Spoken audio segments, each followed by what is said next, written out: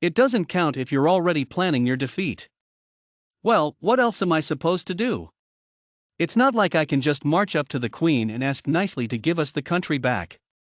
Oh, Your Majesty, can I have the country back? Oh no, and you're going to chop my head off for saying it? Gray grumbled beside me. So instead you're going to have her make you her slave?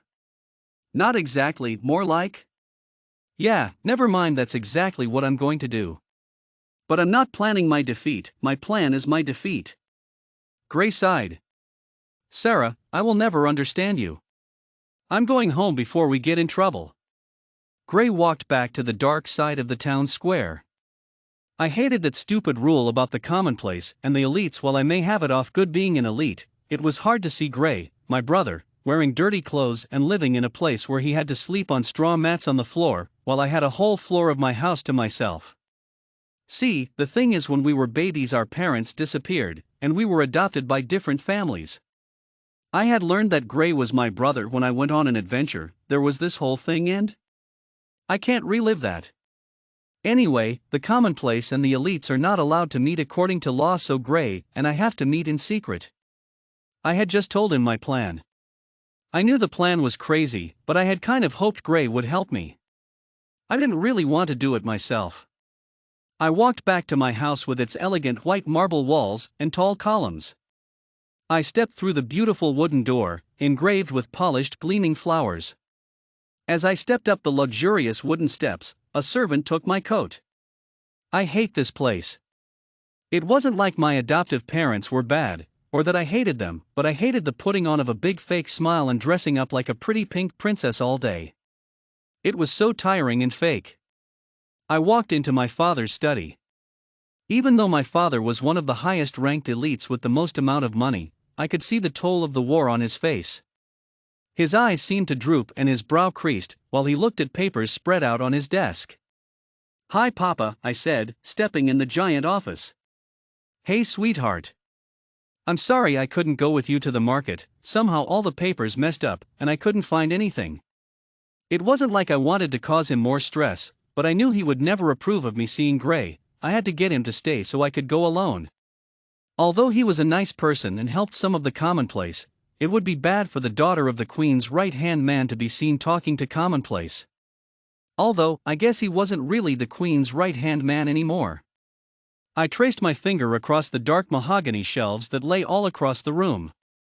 Spotless. Of course. The maids would have cleaned it while my father was working outside. I scowled. Okay. My father got up and sighed deeply. "Do you want to go to the farm? I bet they still have some ice cream left for you." I smiled back at him. Perfect. As we sat down to eat on the small wooden benches, I smiled.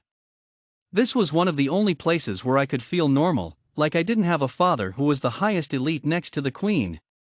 Like I could just be myself.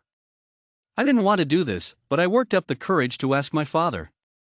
"Can I go with you to see the Queen next time?" My father sighed. "I don't know, Sarah, it could be the meeting that helps us win the war." I put on my pretty princess smile. "Please, Daddy? Wouldn't it be great publicity to bring your daughter to an important meeting? It would show you care about your family." All right, cogitationem pessimism meus. You always find a way to trick me. My dad taught me Latin when I was growing up, and cogitationem pessimism meus means my mischievous. I smiled back at him, a hint of sadness in my eyes that I didn't let him see. Step 1 of my plan, complete. I didn't know what to feel. On one hand, my plan had taken course. But on the other hand, I wasn't elated at the idea of being a slave. I mean, who would? But I knew the plan was necessary to get the country back. To get back my home. Bye, Mama. I waved at my mother as I walked to the carriage that would take me to the Queen. I felt sad knowing that I might never see my mother again, but I still kept a smile on my face as I waved at her. "Let me take your bags, my lady," a familiar voice said. I turned. "Gray. I thought you weren't coming."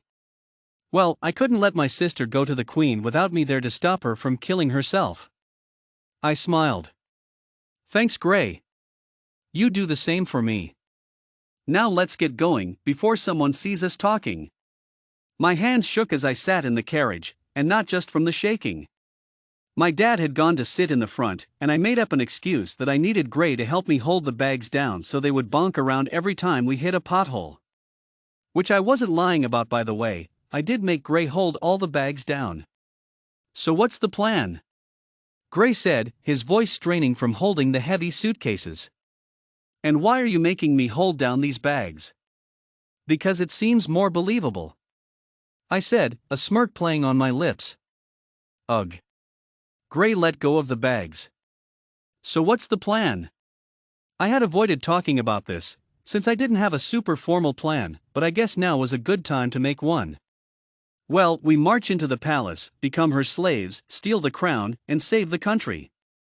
Sure. Gray rolled his eyes. Because this is the best way to save the country, he said, mimicking my voice at the end. I do not sound like that. And can you think of any better way to do this? My father is a good negotiator, but not good enough to. Sarah. I jumped. Gray scooched away from me and pretended to hold the bags down.